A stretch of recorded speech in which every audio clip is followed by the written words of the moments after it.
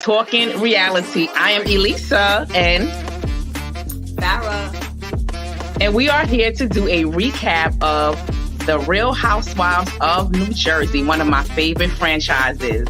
And thank you guys for tuning in. But before we go ahead, please don't forget to leave a comment down below, like, subscribe, put your alerts on, do all that stuff, and just support us. It's free, and we appreciate you. So let's get down to it and engage. Let's go. Going live.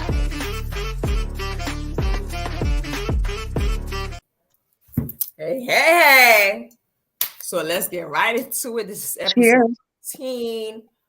No, this is season 13, episode 4, New Jersey Housewives. It was titled Housewarming History Lesson. Yes. So it started off with them showing the husbands coming home late from the guys' night out. Nothing of interest. So let's get to the interesting part. It showed Louis and Teresa. And Louis was basically telling Teresa that, you know, him and Joey went at it. Then they had Melissa talking to Joey and him kind of telling him how he feels. He feels hurt. Joey and Melissa were basically, Joey and Teresa were basically saying the same thing. They both hurt. Yeah. They both hurt, but they just don't know how to get past the hurt. And I think they're both fearful of talking to each other because talking, no one takes accountability. Yeah. Anytime something is brought up that the other person don't like, they argue. So Louis tells Teresa to call Joey, and it was very awkward. The whole conversation was very awkward. Melissa's standing there, listening to what Joey is saying. Teresa's there with Louis. Louis is writing things down like she's a baby. He starts like that was weird to me. It was, but I mean, I guess so. I kind of did like that because it was a team effort. A part of me was just like, like what is she, like some kind of dummy and he's the ventriloquist? Like, so to me it was giving off dummy vibes, but on the flip side of that, it was giving off teamwork. Like you could tell she was nervous and stuttering, and he kind of like was writing things down because she was stuck a little bit. And she was probably nervous. So it was kind of like, I like somebody like that, like pick me up when I'm feeling weak or when I need a little boost. And he gave her that boost. Yeah. Hey, Joanne, welcome back again. I didn't know how I felt. At first, I was like, is he doing good? Is he not doing good? But I was like, okay, he looked like he was helping her team effort type because Teresa didn't know what she say. It was awkward. And what he wrote down, I was like, okay, I gave him a point for that. He wrote down, do you want to make peace? So that was good because Teresa didn't know what to say. It was very uncomfortable situation.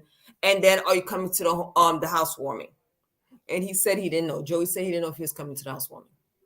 Well, she did better than what I would have done, I can say, because when she was trying to kind of be a little bit more, giving of an olive branch, he was very dismissive to me.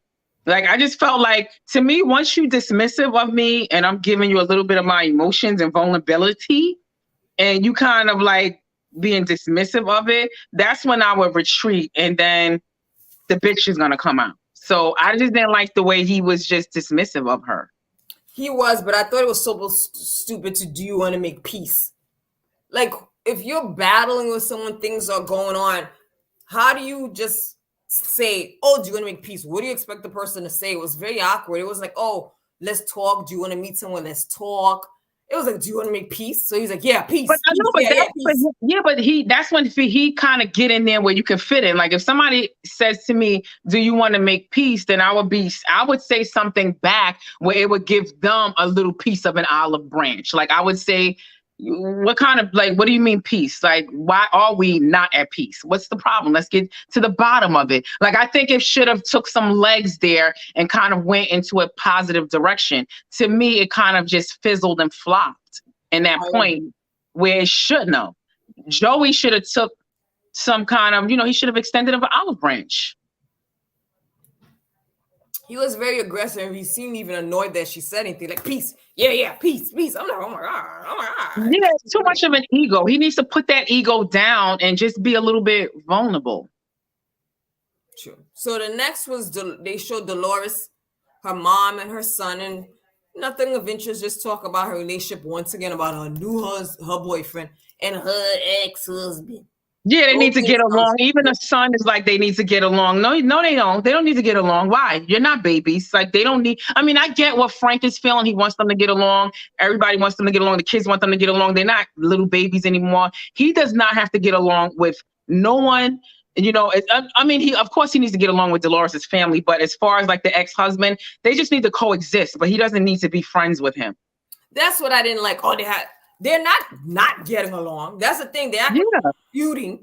The whole thing is you just want to be cordial, nice. I have an event for my child. My ex-husband could be there. My boyfriend could be there, and I don't have to worry about it.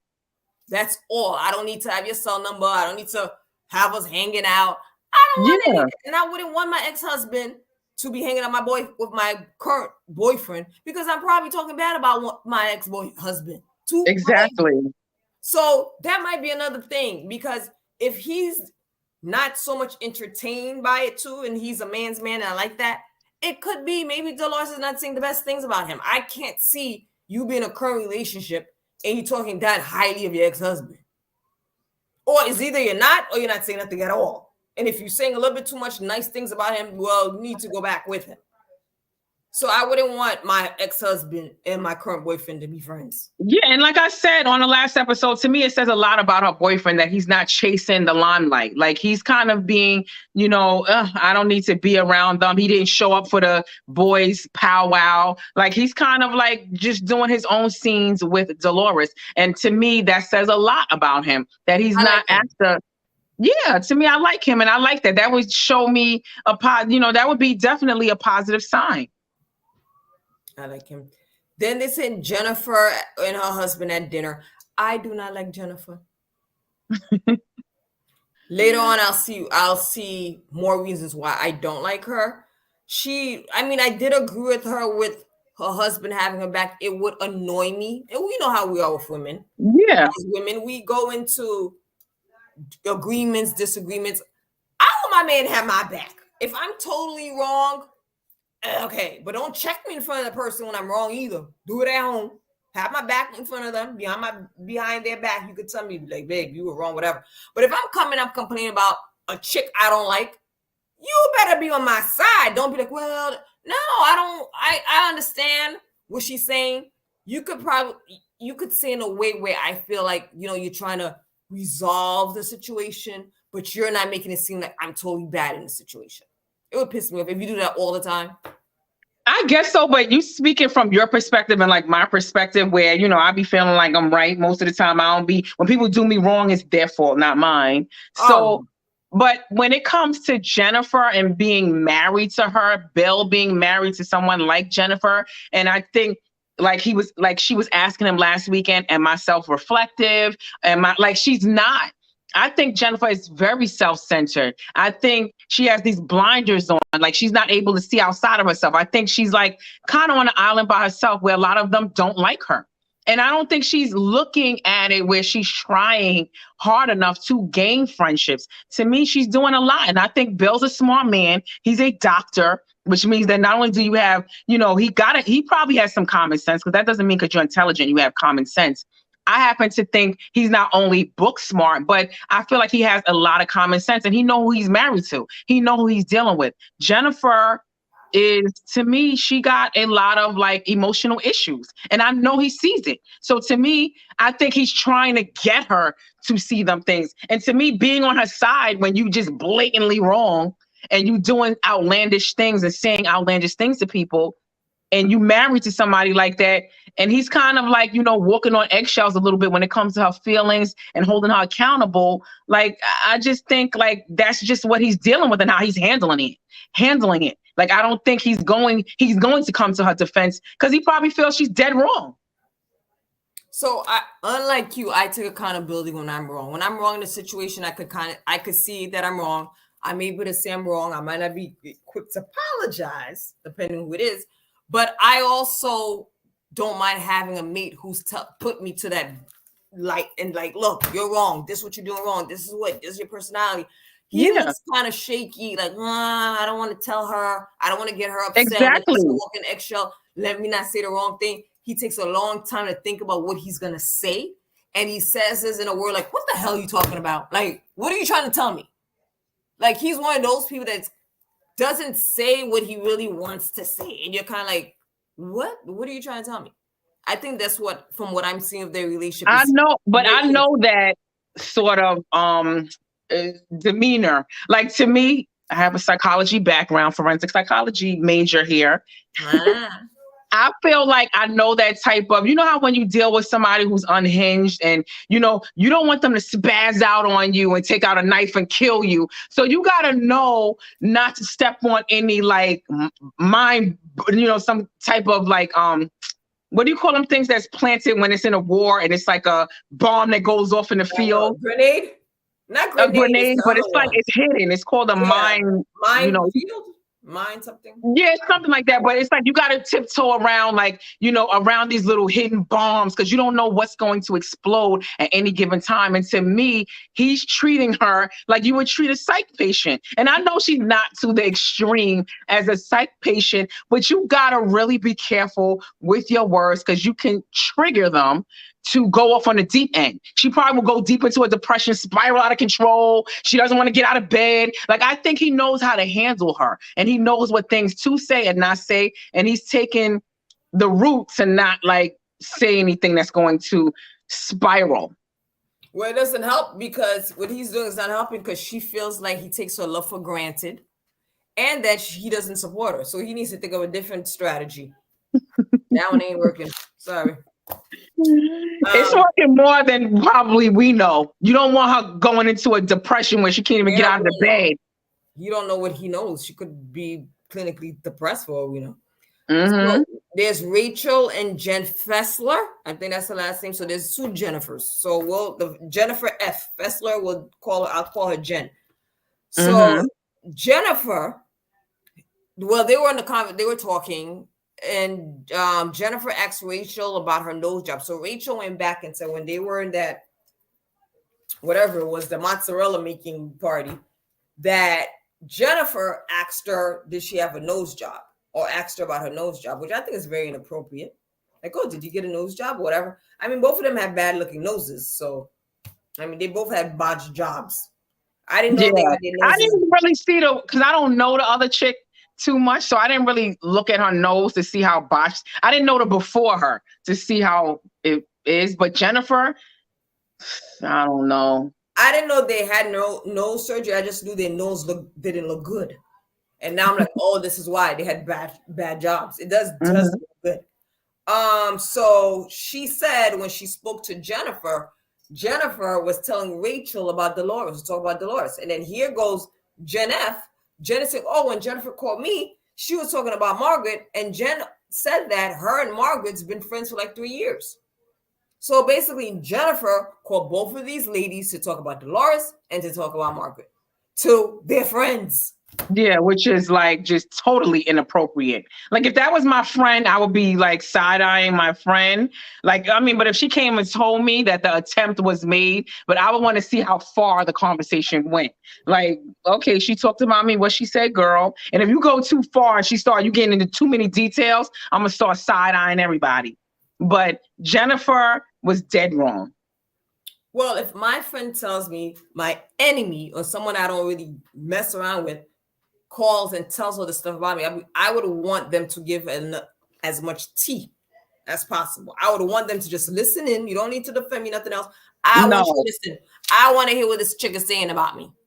Because once they start defending you, they're not gonna tell you what they're not gonna get into telling them. Well, I want to know. Yeah, but I probably would, but I think no, I don't know, because once it goes too far, like listen, It depends on how far what they're saying. That's what I'm saying. Once it goes too far and they start digging, like they start saying like outrageous things, then I know, okay, you should have came to my defense at this point. If you're talking about I'm a slut and sleeping around. Once you start getting like outrageous with these things, then it comes to a point where I need to know, what did you say?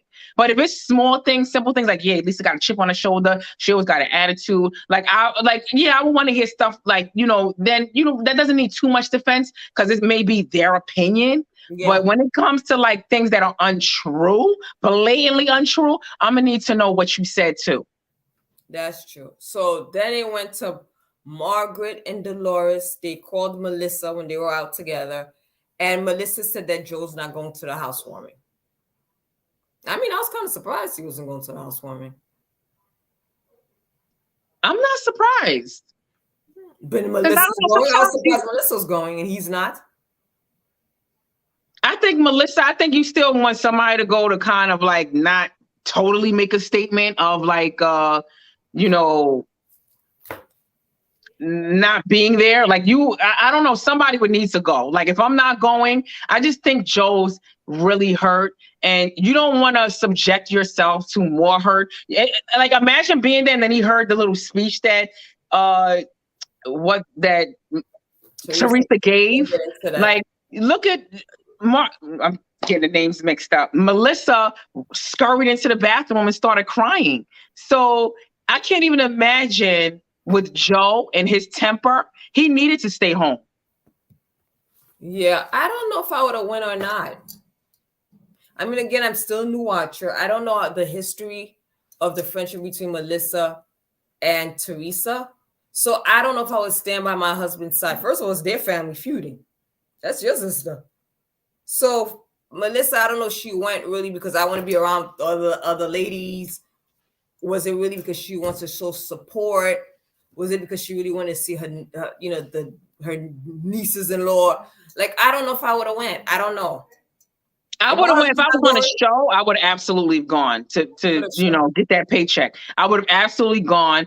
And from Melissa, even though there's some things that she's putting forth that I don't like, that's giving me a bad taste in my mouth, I feel like in some ways she does try to be a mediator. Like she doesn't want to totally take a stance of rejecting Teresa. I do think she does try to mediate at times, but sometimes she can come off as a little bit annoying and just a little passive aggressive. But I do think in this instance, showing up is not totally making a statement. It's kind of like your brother's making a statement, but I'm still trying to be here for you. So it doesn't come totally off as wrong. Or you see, Melissa's the one that made Joey not come. That could have been that too. That Melissa made him not go? No, if Melissa didn't go, Teresa could have been like, oh, Melissa's the one that made Joey not come. Yeah, that's what I'm saying. Like that would have been totally like, I think that would have drove the knife in deeper if they both didn't show up. But I think with Melissa showing up, it kind of like wasn't so bad. Like, you kind of got upset because I'm here. Yeah. So it's Teresa's housewarming. I mean, I guess she bought the house with Louis. When I saw that, I said, did Louis contribute to any parts of this house, or was it all Teresa's money? That was my initial thought. Yeah.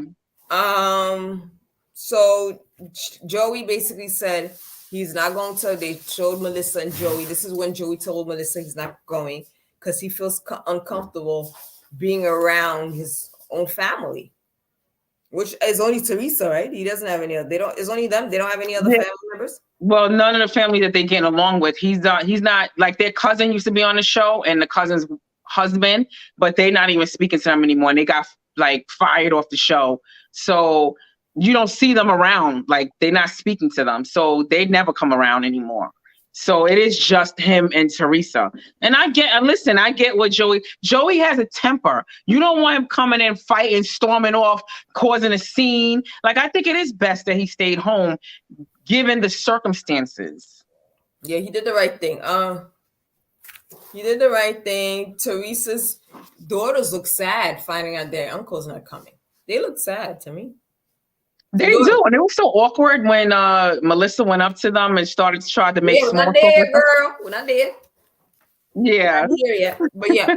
So now Margaret is telling Jennifer F tells Margaret that the other Jennifer was talking about her.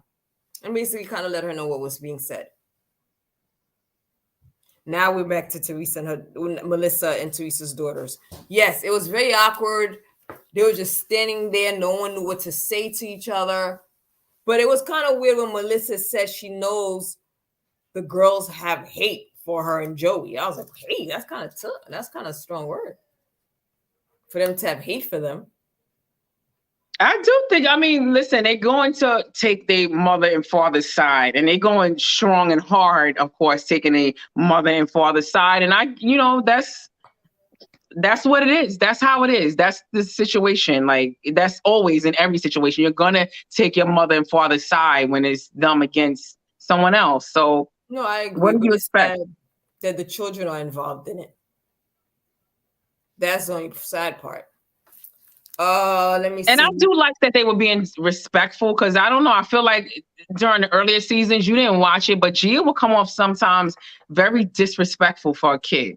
Like, so I do feel like towards Melissa, towards Melissa, just toward her mother, like just coming off at the mouth. Like she would say like a lot of slick stuff to her mother. Like she seemed like one of those kids that be cursing the mother out. Like she was just to me, she was disrespectful. Like if Teresa would try to talk to her, she would be like, "Ma, shut up!" Like and stuff like it would just be very disrespectful. And a lot of people noticed that, would write in to Watch What Happens Live and ask those questions. And what was Teresa's response? Was always, that's my girls, they growing up, like I'm just leaning on, like it was nothing. She would look embarrassed. They told her to shut up? She would tell her to shut up. They would be cursing, they would be doing like obnoxious things. So I just feel like now that they're getting older, I am growing to like them, because before I didn't. Her girls would just look like, I don't want to call kids. So anyway.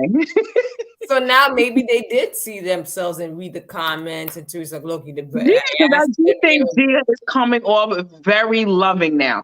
To me, she was not loving toward her mother earlier. And people comment below, tell me what you think. Because I thought Gia was like, I don't want to call her a little bitch, but she was a little.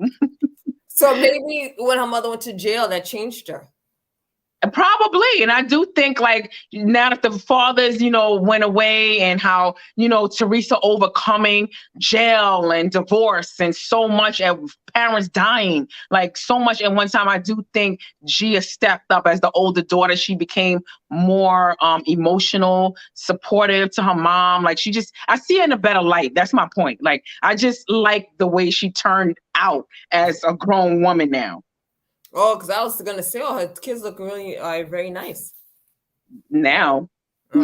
Comment down below, guys, and tell me what you think, if you agree with me. So Louis and Teresa gets up on this stage or whatever the hell they were on and gives the counter and gives a speech by the poolside. And Teresa says, "You guys are our chosen family." And somebody said, "We miss you, Joey." I'm not sure who said that. I think that was one of the husbands. That was I think it was Bill. Life happens live. They said it was Bill. Yeah, it was Bill. It was definitely Bill, like shouting him out by trying to be the mediator as he does. And I think he was being kind of shady with that, because Joey wasn't even there. He wasn't, but when you hear, "You guys are my chosen family," to me, it is kind of throwing a shade. So what? And I probably would stick up for my friend in that moment. That's his friend. What do you feel? Hi, Lady B. She said, "Good evening, Queens. Thank you." Jennifer calls everyone an idiot. Well, that is true. She pulls the ladies into her arguments, then she called them out by yelling at them and insulting them. That is true. Mm-hmm. That is true. Yes. We went into it. So, hey, Joanne. Hey, thanks for joining us again, as we said before. Yes. So, with that, with her saying chosen family, what do you think she was trying to say to the crowd? Well, at first, to me, I knew, like I said, once it comes to somebody that I don't feel, and like I said, as I said in the other episode, I do like Teresa. Like, as far as, like, I don't think she's malicious. She do got things about her that can come off as, like, passive aggressive. But when it comes to her intelligence, I just think, like, she's not that bright. And when it comes to people that's not that bright, I give them a little bit of, I cut them a little slack when you're not that bright. It's kind of dealing with somebody who's mentally disabled. And I'm not saying she is, Yeah. but you got to cut them a little slack because I don't really think they know any better. Like they don't know what they're saying. And they don't really know that it's a dig and they're not intentionally making it a dig. And I'm giving Teresa that sort of like benefit that she really doesn't know that that's a dig. And I don't think she meant it as a dig. I don't think so either. And she said it when I watched her interview afterwards, and I knew it. She said that she heard somebody else's speech and they gave us, it's like I said, it's like a little kid. She don't even know that what she's saying. She's just mimicking what she heard and said, oh, that sounds good. Yeah, like I'm just gonna spit it out and say it because it sounds great to say chosen family. It sounds loving, it sounds peaceful, it sounds like, oh, it brings everybody have a nice feeling. I want to show them I'm thankful. So to me, she did not even realize that it was a shade. She heard somebody else say it at another gathering and she said to herself, oh, I'm gonna use the same speech. And that's what I expected. When I heard her say it, Margaret said, she said chosen family was not the right thing to say with your brother not being there. But I was trying to understand what was the issue with the word chosen. To me, when she said, I don't think she was throwing shades, like, this is the family I'm choosing because I'm marrying this person. This is a chosen family because we're marrying each other. We're choosing each other, which means we are choosing this to be our family. I didn't understand. Where was the shade? I maybe went over my head. Maybe I had a Teresa moment. I don't think that was an issue of what she said. Well, if it came from somebody that was a bright person that, had an above average IQ, I would have absolutely taken that as a shot. I would have been offended. With Teresa, I wouldn't get offended because I'd be like, oh, okay, yeah, she doesn't know any better. She's, slow. But like I said, it could be taken when you got family there and you only acknowledging your friends that's there and they're not your family. And you're saying that basically she said, I don't have family. I chose you as my family. I don't have blood. I don't have family. So you guys are my chosen family because I don't have family. That's what you say when you don't have family. If you really don't have family, you would say that. You acknowledge them and thank them for being your family because you don't have a family. So if she had family, she would say, I want to thank my family that's not here. I want to thank my family that's here. And my chosen family that's here. But she is coming from Teresa. She does not know any better. She's just mimicking what she heard. From what you're saying, she has one brother. Right? Yes. He wasn't there. She said, you guys are my chosen family. I'm like, okay, he wasn't even there.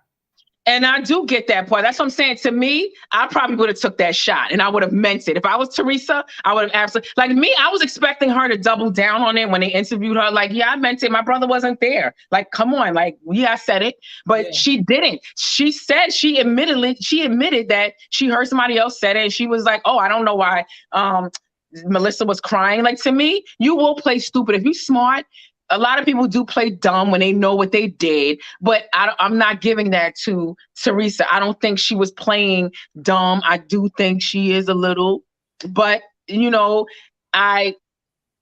Joey wasn't there. She could have doubled down on it and said, I don't have family. He's not there. He ain't my family. I don't have nobody. That's what I would have done. But she doesn't know any better. She just said what she heard. She didn't mean it. That's what I'm saying. She really didn't mean it though. Like she intentionally did not mean it as a dig. She didn't. I don't think so either, because even if she was trying to be safe, she could have looked at Melissa, did the eye like chosen family. She didn't do any of that. She said in a nice, sweet voice. Yeah. I don't think she meant anything by it. I thought she was giving like one of the best speeches of her life. That she heard somebody else. That she heard somebody else say. Like, that's what I'm saying. You got to cut people slack that don't have the mental capacity to go at somebody. So Melissa walks away crying to the bathroom. I'm like, oh, Lord. She was very emotional by that speech.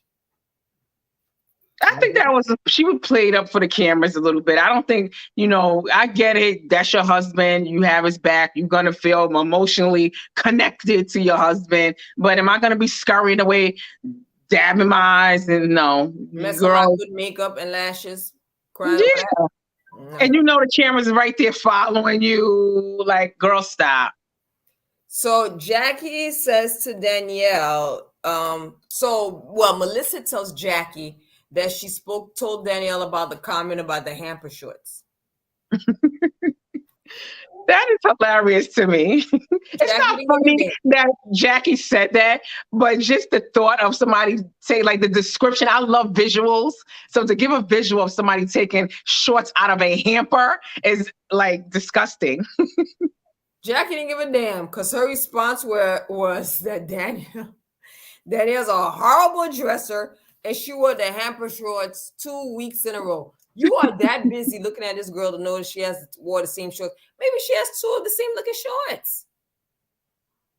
I'm just surprised at Jackie because that's just not her. Like, I don't know what she's doing this season and where she's trying to go with this. But to me, it's like, what are you doing, girl? I thought she was the nice girl. I thought she was the sympathetic, emotional, crying all over the place. And you didn't want you so nice. Like, to me, she's coming off as a bitch. She's a nice girl? Last season, like I said, she was crying, emotional. Like the women was alleging, they threw accusations that her husband cheated. She kept crying. Like she was kind of like how Candace was, like crying all over. Candace and Potomac. She was crying all over the place. You kind of felt bad for her. She's battling, bulimia and anorexia. Like she's doing all like, so you feel bad. You feeling bad with somebody like that because you think like, they are more sympathetic to people's issues. And she just came up as a nice girl.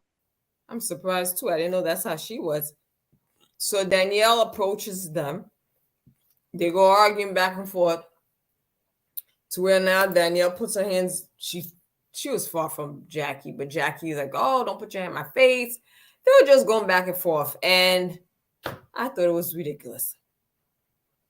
I thought that Jackie was like lying. Like I felt like in that scene, Jackie should have stood her ground and fessed up to like, yeah, I said your shorts came out the hamper, dress a little. Like to me, if you're gonna say that about somebody and you caught out there and they approach you, I did like Danielle's approach. Like she was just like, does it look like, are you okay with my outfit? Does it look like this came out the hamper? Like, I like the way her approach. And once you approach me like that, I have no choice. If I said it, I have to either apologize or I got to stand my ground and tell you, yeah, those do look like you took them out and they probably stink. Like, or you apologize. It's either or. Yeah. But the way Jackie said it, it was like she was kind of backpedaling a little bit. I didn't like it. Yeah. And you just said it when you were talking to Melissa like 2 seconds ago. Yeah, you sound like you was standing 10 toes down, like you was ready for the war. She wasn't ready for Danielle. So then Margaret confronts Jennifer about what the other Jen told her that Jennifer said. So they were going to Rachel also told Jennifer, oh yeah, well, you were talking about Dolores to me. So basically they both were like teaming up on Jennifer, telling her that you were talking about these other 2 women. As they should have. And yeah, Jennifer got herself into a mess. And now you left to defend yourself. Or like I said, it's just like with Jackie. Defend yourself, stand 10 toes down on what you said about them, or apologize. And I mean, to me, Jennifer did like kind of like stand her ground. And she was trying to handle all the punches that was coming at her. Jennifer's messy. Like I give it to her, but I do give her the, some accolades as to like she was defending herself against all these chicks. Like everybody was coming at her left and right. She told Jennifer, Jennifer calls Rachel effing idiot. Yeah. Rachel didn't give her much of a comeback. And she said she feels bad about Rachel. She's like, well, I felt bad about your terrible nose job.